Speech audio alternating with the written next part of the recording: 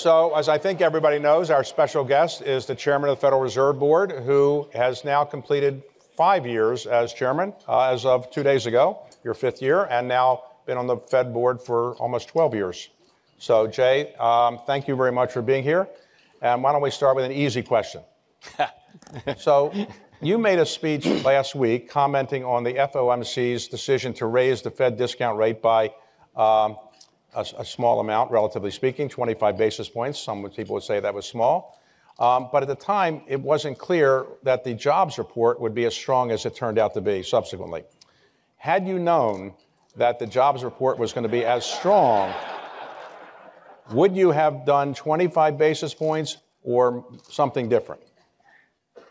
David, thank you for that question, and thank you for inviting me here today. It's great to be here.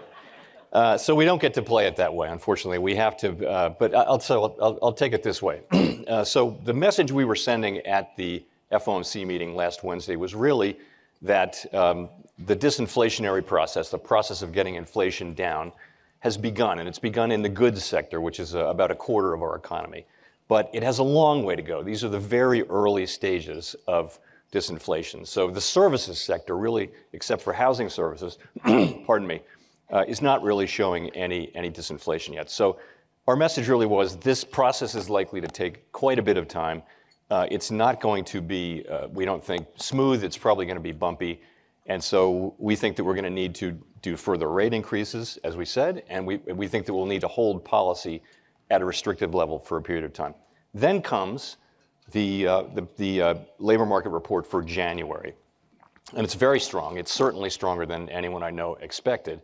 And so, but I would say, we didn't expect it to be this strong, but I would say it kind of shows you why we think that this will be a process that takes a significant period of time. The labor market's extraordinarily strong. And by the way, it's a good thing that inflation has started to come down without it. That has not happened at the cost of a strong labor market. So, and of course, since then, financial conditions have tightened significantly since then. So let me ask it another way. So, by the way, when the numbers coming out, the jobs numbers, 519,000 jobs, does anybody call you up in the government and give you a little heads up, this is going to happen, or they never do that? So on some data, sometimes we get data just the night before, and it's only me, and but not on all pieces of data. It's a very small amount of data, and we get it just the night before. For example, if we were going to get a big piece of data in the middle of an FOMC meeting, as often happens on the day of an FOMC meeting, it will help me to know it the night before. Okay, so the markets, after your speech last week, the markets assumed that therefore there would probably be another 25 basis point increase in your next FOMC meeting. Was that a bad assumption by the markets? So what we said at the meeting was that we believe that we anticipate, is what we said, that ongoing rate increases will be appropriate. And the reason is we're trying to achieve a stance of policy that is sufficiently restrictive to bring inflation down to 2% over time. And we don't think we've achieved that yet. So we said that, and now you see the labor market report, and I think, again, financial conditions are more well aligned with that than they were before. So the assumption when you made your speech was that probably the Fed might even consider decreasing rates by the end of this year, and the markets no longer assume that. You think the markets are wrong? Well, so let me say, these are all of these numbers that we're throwing around here are conditional on incoming data and what happens. So we never say this is what we think will happen. We make a tentative forecast and then we let the data come in. For example, if the data were to continue to come in stronger than we expect, and we were to conclude that we needed to raise rates more than is priced into the markets or than we wrote down at our last group of forecasts in December, then we would certainly do that. We would certainly raise rates more. Okay, so today, for people who aren't familiar with the FOMC, who actually is on the FOMC? So the U.S. Central Bank consists of a board of governors here in Washington. There are 7 governors. Those governors are nominated by the president and confirmed by the Senate, and we serve terms that are not synced up with the election cycle. So we're independent. There are also 12 reserve banks around the country which have a degree of independence. And so each reserve bank is led by a president who works there full time. All 12 of them sit on the FOMC. So that's 19 people sit on the FOMC. So it's quite a large committee, of which 12 vote in any given year. The Reserve Bank presidents vote on a rotating basis, except New York, which votes every year. So when you vote, do you vote at the beginning of an FOMC meeting and then just kind of have discussions afterwards, or do you wait till the very end and then you vote? No, we vote at the end. I mean, the FOMC meeting process takes, more than a full week. I'm talking to all of the participants, all 18 other ones, and staff has sent around memos, and there's something called the Teal Book, which is the staff's assessment of the, of the economy and international economy and monetary policy and all that. Then we have an extensive discussion on the morning of the first day about the economy. Everybody talks about that. On the second day, we talk about monetary policy, and then we vote on monetary policy at around noon on the second day. So does the chairman of the Federal Reserve Board speak first and say, here's what I think, or does he wait until the end and say, well, thanks for what you think, but let me tell you what I think? What do you do, first or last? Different chairs have done it different ways, and so I've tended to do what my immediate predecessor did, I think. Well, this is what I do. I speak last on the sort of the economic go-around. So everyone else talks about what they think about the economy and in their district, for example, if they're a Reserve Bank president. And I listen to all that, and then I give my comments at the end, and I kind of sum up what people have said. And then I speak first on monetary policy. Okay, so you've said your inflation rate target is 2%. But why 2% and not 3%? 3%, could be tolerable, really. I mean, for most of organized history, 3% is considered okay. Why do you want 2%? So 2% is the global standard, and that is our objective, 2% as measured by the PCE index. And that's not something we're looking at changing. That isn't going to change. That's not going to change? Not going to change, no. But, okay, so you need to get to 2%, and your goal to get there is by what period of time would you like to get there? Well, we say that we're using our tools to get there over time. If you look at our forecasts, we expect 2023 to be a year of significant declines in inflation, and it's actually our job to make sure that that's the case. But I would tell you that, with inflation, headline PCE inflation is running about 5%. This is on a 12-month basis. Core is running at 4.4. My guess is it will take certainly into not just this year, but next year to get down close to 2%. Okay, so 2% is firm. You're not going to get off that. Yes. Okay. So the theory of raising interest rates is that it will decrease economic activity and increase unemployment. But you've been increasing interest rates for a while, and unemployment is now at a record low. So what's wrong with the theory? Why is unemployment not going higher?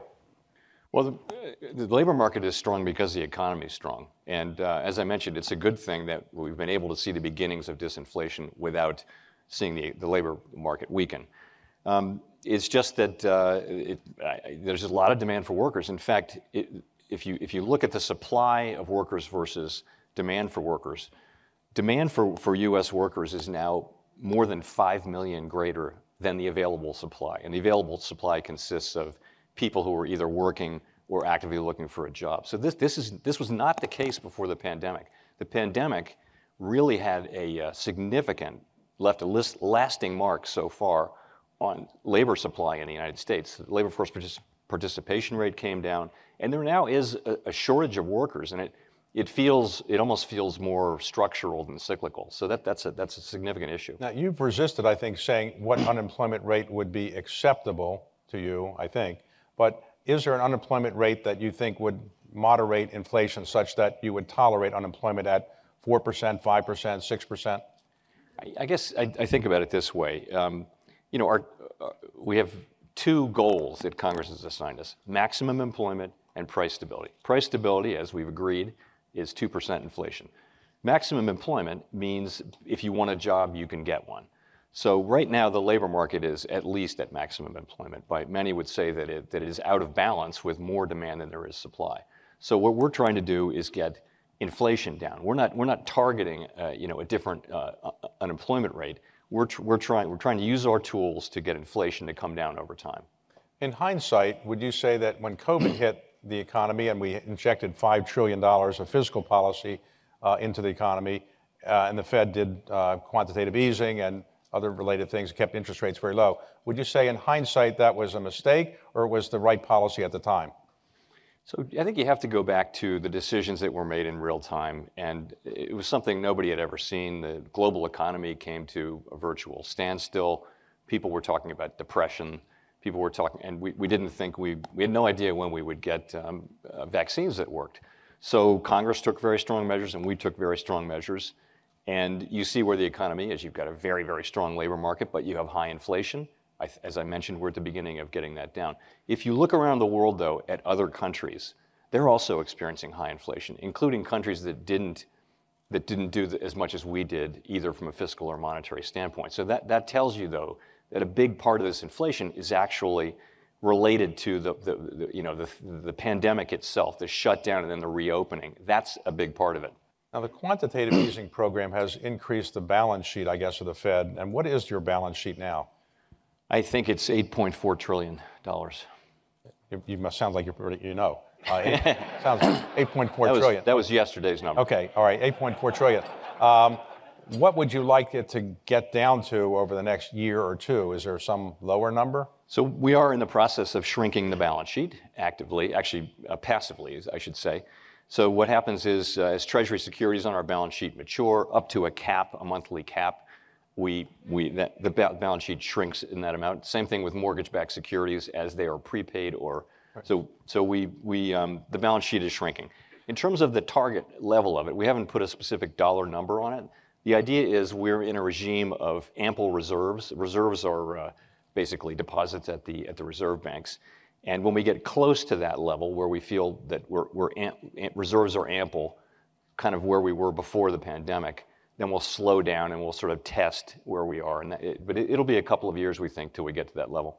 The Fed does not sell securities. It waits for them to mature, and then you just cash them in, right? You're not in the market selling securities that are not yet mature. Is that correct? That is correct. It's also correct, though, that we've said we would consider sales of mortgage-backed securities, but I will tell you that's not something that is on the list of active things being actively considered. So there are some people that are worried about the federal debt limit and that we might not be able to extend it on time. We have $31.4 trillion of debt. Are you a little worried about the debt limit not getting extended? So the debt limit is really something for the fiscal authorities to deal with. The Fed, our only role in this is that we're the fiscal agent of the Treasury Department. We're not a policymaker on that. And I will just say this. This really can only end one way, and that is with Congress raising the debt ceiling in a timely fashion so that the U.S. can pay all of its bills when and as due. That's what has to happen.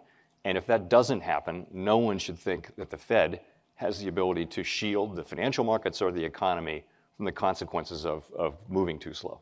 So you don't have any program in place ready to go if, in fact, the debt limit isn't passed in time? This is something that Congress has to deal with. And the so-called trillion-dollar gold coin solution is not one you're in favor of, I guess. As I said, this ends in only one way, okay. And that way is Congress voting to raise the debt ceiling so that the U.S. can pay all of our bills. Okay. In terms of consultation, do you consult regularly with the Treasury Secretary or the head of the National Economic Council or the President of the United States? How do you kind of relate to the administration? For a long, long time, 60 or 70 years, I think there's been a weekly breakfast or lunch with the Treasury Secretary and the Fed chair. And that's what I've had with Treasury Secretaries that I've had as Fed chair. I've also had regular, or call it irregular lunches with the head of the NEC. We also have regularly scheduled lunches with the Council of Economic Advisors. And that's really the institutional structure of our contacts with the administration. So in the way the Fed works today, if you could reconstruct the operations of the Fed, would you change the legislation in any way? Would you think the Fed operates in a way that's as efficient as you can realistically operate? We're not looking for any changes to the Federal Reserve Act. I mean, I think it does work. The structure that I discussed earlier, where you've got the 12 Reserve Bank presidents coming in, what that assures, really, it institutionalizes diversity of thought. So we get different people coming in who've got different backgrounds, different careers, and they think different ways. And I think that's enormously beneficial to our decision-making process. So there has been discussion recently about the Fed, some Fed members, Fed board presidents, selling their securities and maybe not doing everything they were supposed to do in terms of disclosing it. What have you done to fix that process? We've put a new system and a new set of rules in place, which I think are best in class for a public institution like the Fed. And the innovations were that if someone wants to sell something that they own or buy something, they have to clear that in advance with staff at the Board of Governors, and then you've got to wait 45 days for that to execute. Also, you can't own individual stocks, and you can only authorize these transactions or execute them during specific times. And we just, of course, all of these are disclosed. If your idea is to trade things, buy and sell them because you think this stock is cheap and that kind of thing, that's just not something that will work. So what is the salary of the chairman of the Federal Reserve Board? It's around $190,000, I believe. Okay, so you live on the $190,000. If you need to sell something, what do? You have to clear it for 45 days, or? That's right. If we have family expenses that, if we have them, that exceed my salary, then we have to sell an asset. You think that's a fair salary for the job, or? I do. Yes. You do. Okay. So today, how do you coordinate with central banks, let's say in England or Japan or China? Do you have regular conversations with them about what they're doing? We do, and I meet 6 times a year in Switzerland with the heads of many central banks, even the small and medium-sized ones in Basel at the Bank for International Settlements. In addition, among the major central banks, I have regular dialogues going with most of them, and so what we're talking though about is really what's happening in the economy and how are you thinking about policy and that kind of thing. It's very important that we keep those discussions going, because particularly in a crisis, you're going to need to know each other, and you're going to be able to trust each other. And do you think the U.S. economy is pretty much in control of its own inflation rate, or are there events outside the United States, like what China is doing or the Ukraine war, that are affecting inflation and make you nervous about where inflation might be going? We have the tools, the Fed has the tools to achieve our 2% goal over time. But inflation in the United States is, of course, very closely related to things that happen here, including the balance between supply and demand. It's also affected by, for example, commodity prices that are really set on the global markets. Oil and many agricultural commodities are priced globally. So there are certainly, it's an integrated global economy and global markets, and we are part of that. So you get data from all the various government agencies, but do you ever use anecdotal things, like you go to the supermarket and you say prices are high and you say this price is high, or do you ever get anecdotal things, or people ever call you up or friends and say, by the way, you should do this or that? Do you ever get that kind of information, or do you only get it from the government reports? I mostly get data, but I will say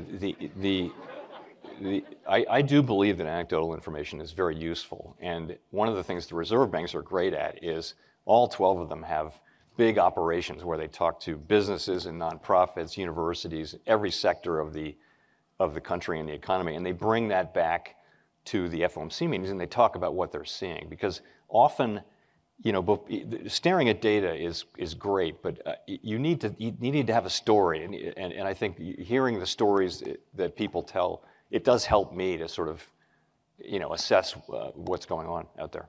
So, as the chairman of the Federal Reserve is obviously an important job. How do you reduce the stress level you have? I mean, you can't be watching economic numbers all the time. So, what do you do to relieve the stress other than interviews like this? The usual things. I read pretty light fiction, detective and spy fiction. I exercise as much as I can. As you know, I like to ride my bike. I play the guitar, play music.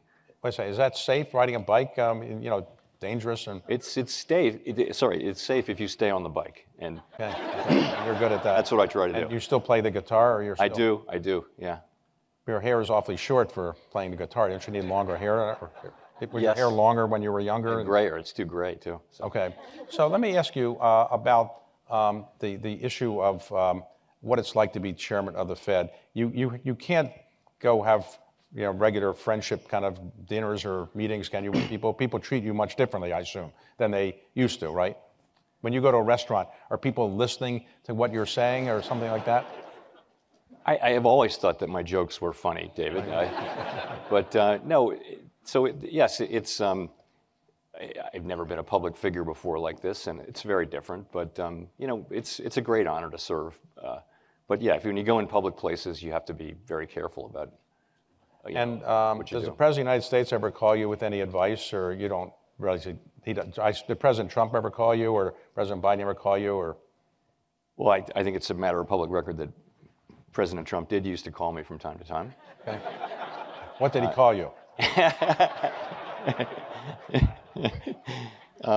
No, I haven't had that kind of. I haven't gotten any calls from President Biden. Okay, so the biggest challenge you have now is being able to keep a straight face, not telling people what you're going to do in the future, and look at the data and then come up with the right solution, right?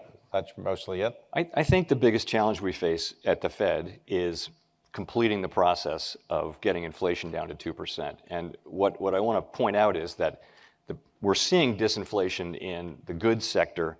We expect to see it in the housing services sector. And these are the three parts of the core PCE inflation index that we look at. There's 56% of the economy, which is the rest of the services sector. It's the biggest part, obviously, and we're not seeing disinflation there yet. And that's going to take some time. And we need to be patient, and we think we're going to need to keep rates at a restrictive level for a period of time before that comes down. So when you made your speech the other day, when you talked about the Fed discount rate, you used the word disinflation 11 times. Not that I'm counting, but 11 times. So you were saying that disinflation is beginning to appear. Would you use that word 11 times again today after the jobs report, or you would be less inclined to use that word so much? I might use I might say I would certainly use the word disinflation, yes, which means declining inflation, and I would call it declining inflation too. And today, what about the total debt of the United States, which produces some inflation, with 31.4, leaving aside the debt limit? Are you worried about the total indebtedness of the United States producing inflation, or you don't think that's a big problem? Yeah, it's not the level of debt. I would say the thing I'd say about the level of debt is really, it's not. First of all, it's not the Fed's job, but I would say that we're on an unsustainable fiscal path at the federal government level. That has been the case for some time, and it's something we will have to deal with. And it's better to deal with it sooner rather than later. Now, many of your predecessors were economists. You were trained as a lawyer. So they spoke in what I call Fed speak, which is to say incomprehensible kind of economic language, which was done intentionally, I think, sometimes they would say. So you tend to speak in English. Has that been a plus, you'd say, when you're dealing with members of Congress, they can understand what you're saying? I like to think so. I've made it a real priority to engage a lot with Congress. In our system of government, unlike the parliamentary system, our accountability is to the legislature. It's to the Senate and the House, and particularly the two oversight committees, Senate Banking and House Financial Services. And I think it's very important that we respect that and explain what we're doing and listen to their concerns and share with them how we're thinking about things. And I think they appreciate that. But that is, we have this precious independence. We can't be removed from office. We serve these long terms. The other side of that has to be accountability. And the way for us to get accountability is to be as transparent as possible and try to reach, the people of the United States through their elected representatives. So this is a very high priority, and we're going to keep doing it. So when you testify in front of Congress, how much time does it take to prepare for that? Is that a 1-hour preparation session, or is it a 1-day session, or a 1-week session? These are supposed to be monetary policy hearings under the Humphrey-Hawkins Act, and they're actually on anything that's any political issue. So it's quite extensive. You have to prepare for everything that the Fed is involved in and many things that the Fed is not involved in. So it's a lot of preparation. So when you get questions from some members, you have to bite your tongue and say, "Why are you asking a question like that?" Or you never have that problem? That never happens. Never happens. Okay. All right. Well, good. So today, as you look at the country's economy, what is the biggest worry you have about inflation? Is it just that the fiscal policy is not completely under control? We have exogenous events outside. What is your biggest worry about inflation today? Well, it's kind of what I was saying earlier, which is we're just at the beginning of this process, right? Goods inflation. So we need that process to continue. The whole thing began, the whole inflation began with people not being able to buy services, instead buying goods, and then global supply chains collapsing. And so you couldn't get goods and prices of goods went up, and that's where it started. But that is now starting to get better as supply chains are improving and as people are rotating their purchases back to services. You move on, though, we're not seeing it yet in housing services, which is either rent or the ownership, the imputed costs of house ownership. But we expect to see that. So we need that to happen. That's another big part of the economy. It's got to come. It should come in the second half of this year. Then the biggest piece of it, and what I worry about the most, is when are we going to see disinflation or declining inflation in core services ex housing? So that's what I worry about. The last thing I worry about is just another exogenous event. It's a risky world out there, with the war in Ukraine and the reopening of China, and those are things that can affect our economy and the path of inflation. Right. So the balloon was not your worry, though. You don't care about the balloon. It's not within our ambit. Okay. So today, the Federal Reserve gets data from all over the country, and are you convinced that you get the best data, you have the best data collection methods, or do you think it's not as modern as what Wall Street gets? So most of the data that we get are just the same. We don't collect the data on unemployment or inflation or most things. So most of that's just government data, and a lot of that's, for example, very high quality. The labor market data is very high quality. What we get, which I think is better and different from what everybody else gets, is what I mentioned earlier, and that is the reserve banks putting together the beige book, putting together the beige book, and also coming in and sharing the anecdotes and what they're hearing, what's happening with each district is different. You have agricultural districts and energy districts, and so that I think our anecdotal, but also just the haul of information we get through that network is I don't think anybody else has that. So do you consult regularly with some of your predecessors? I mean, obviously one is Secretary of the Treasury now, but Ben Bernanke, for example, or?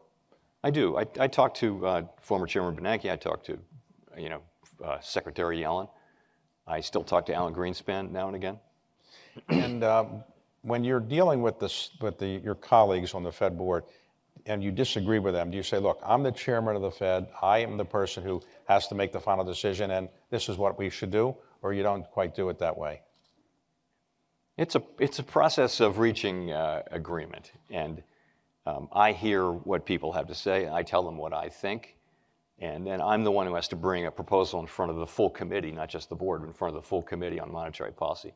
And it works. We have to reach an agreement, and we get to a place. I think you can tell today we are blessed with a diversity of perspectives on the FOMC with 19 people. Of course we are. But you have one thing that unites all of us, and that is a very strong commitment to getting inflation down. So in some parts of Washington, people say, if you give me this, I'll give you that. I'll trade this for that. You never do that at the Fed when you're coming up with a decision. I'll do what you want if you do what I want. That doesn't happen ever? Not really, no. Oh, no. Okay. Like you mean a better office or something like that? Well, just, I'll say what you want me to say if you say what I want you to say or something. That never happens, right? No, it doesn't happen. I mean, and when you want to talk to members of the board, of the Federal Reserve Board, do you go to their office or do they come to your office? I like to do both. I mean, I really don't like to sit in my office all day and just have people come to see me. I like to go barge in on people, and I think it's much better to get up and walk around and see people. But the Fed has been pretty good at avoiding leaks of its decisions. How do you do that? Because most people in Washington are not so good at that. How do you avoid leaks? We do have, we've got very strict rules around confidentiality, particularly around the written materials that we have. We publish these things internally for the FOMC meeting, the memos and the Teal book and all that. But the other thing to remember, though, is, we're not trying to hide our decisions from the public. We actually, in modern monetary policy, we want the public to understand how we think, how we're thinking, and if markets really understand how you're thinking and a new piece of data comes in, the markets will go, well, they're going to do this, and it sort of happens organically. And that happened all last year as we were, talking about raising rates. The market priced in rate increases long before we actually enacted them. So we want to be transparent. We're not looking to surprise markets with these decisions. But from the time that you make your decision on the FOMC, whatever time it is during the day, and your press conference at 2 o'clock or something like that? 2:30. 2:30. Yeah. So your decision is made by 2 o'clock or whenever it is, or something like that. So you got a half hour, but you have to avoid leaks during that half hour because that's very market-sensitive information. How do you make sure nobody is calling their spouse and saying, guess what we're going to do? Well, people take this very seriously. None of that happens. You're taking your professional life in your hands if you do something like that. I think people have a sense of self-preservation. So people are very careful about this information. There is a period of a couple of hours after the meeting and until we announce the decision, but we announced the decision at 2. The press conference is at 2:30. Okay, so I think it's a fairly small group of senior staff and policymakers that kind of know what happened and what we're going to say. And I just think everybody understands that you've just got to be really careful with that. To go back to the jobs discussion, if next month you had another 519,000 jobs created, net jobs, would that be good or bad from your point of view? Have we a lot of people working, but maybe producing more inflation? So we don't have the luxury of thinking about good or bad. It just is what it is. So, but I would say again, most analysts, most economists would say that to get inflation down from high levels that we've had, if you look at history, there is some softening in labor market conditions that goes along with that, and that is still, very possible and indeed likely here. Some softening in labor market conditions. However, this cycle is different from other cycles because of where it came from, and it's just confounded all sorts of attempts to predict what it would do. So it is good that we have seen very strong labor market, but at the same time we're seeing wages moderating. Wage increases are still very high, but wage increases have come down to a level that is closer to what would be sustainable, still well above what would be sustainable with 2% inflation. And same thing with inflation. Inflation is starting to come down and the labor market hasn't softened. We do expect that it will soften, but it will do what it will do. Our job is to get inflation down to 2% and preserve maximum employment. So when the FOMC meets, as it does regularly, eight times a year? Yes. 8 times. You pretty much know how the decision is going to come out before you actually get together because you've been talking to each other? Or does the meeting of the FOMC change minds in ways that you might not have expected before the meeting started? It depends on the meeting. I talk to each of the 18 other participants at least once, and we go through everything.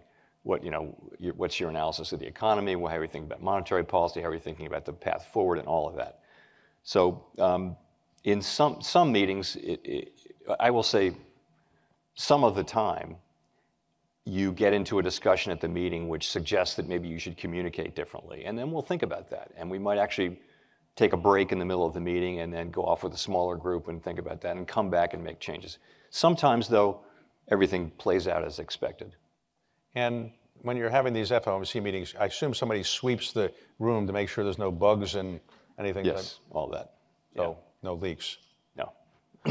Okay. And today, as you look forward, as we are going forward for the next remainder of this year, your basic view would be you'd be happy if the inflation rate were to get down by the end of the year to 2% may be unrealistic, but your core inflation now or overall inflation you think is about 4.5%, something like that, or what would you say it is? It's in that range. There are different measures. Okay. Yes, we expect significant progress on inflation this year, and again, it's our job to produce it. And I want to say again, we throw these numbers around, but the reality is we're going to react to the data. So if we continue to get, for example, strong labor market reports or higher inflation reports, it may well be the case that we have to do more and raise hikes more than is priced in.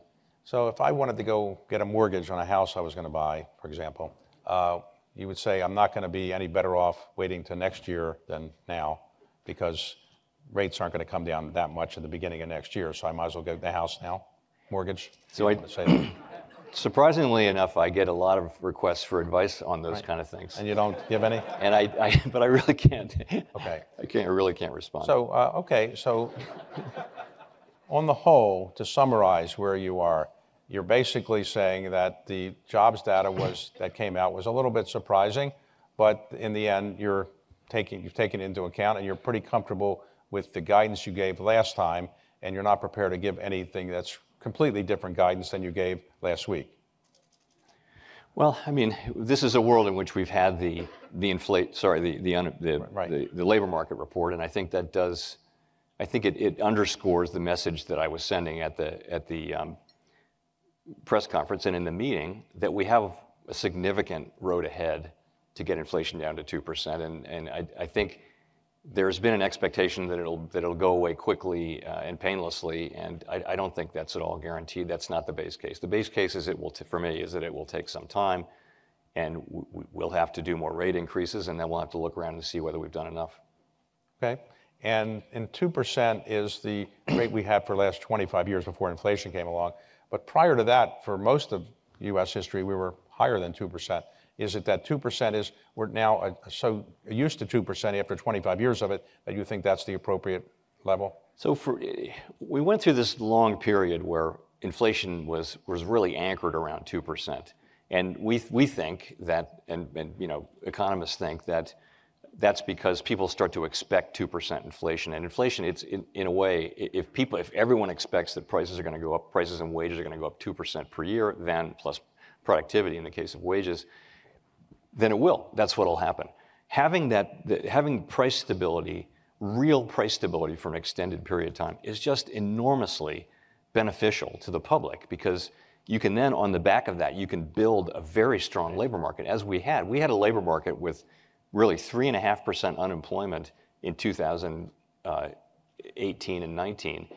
And we had inflation running, just barely getting to 2%. Wages moving up the most for people at the lower end of the spectrum. And so this was we all want to get back to that place, but the bedrock of the whole thing is to get inflation under control. The unemployment rate hasn't come down as much as people are going up as much as people thought. In part, some people say because we don't have as many immigrants coming in the country, legal immigrants coming in, taking some of the jobs they otherwise would take. Do you think immigration is an issue in terms of giving us more labor workers, or do you think that's not a factor? So just as a matter of arithmetic, it was a factor because there was very little migration across borders during the pandemic. And that was part of what was happening, particularly in certain sectors like the agricultural sector and food service and things like that, where there just weren't the people. However, just very recently here, the immigration data have turned up again. And I think that may be part of why people are feeling somewhat less pressure in the labor market to find workers. This is an issue not for the Fed, though. Immigration is obviously a political issue. We do not seek to be a player on this. But it's just a fact, though, that right now the United States has fewer available workers than it has jobs plus job openings. And when you increase interest rates, the traditional effect is to increase the value of the dollar versus other currencies. Do you have any concern about the value of the dollar going up too much, or that's not something you comment on? So the responsibility for the exchange rate really rests with the Treasury Department and the administration, not with us. Of course, that's another financial variable that goes into every economic model, but we don't look at it as something that we're working on. All right. Well, I think I haven't been able to get you to say anything you didn't want to say. I would say, Jay, I've known you a long time. I think you've done a great job in a difficult situation. I appreciate your service to the country at $180,000 a year, or whatever the salary is, something like that. So thanks very much for being here, and thank you for your service. Thank you, David. Great to see you.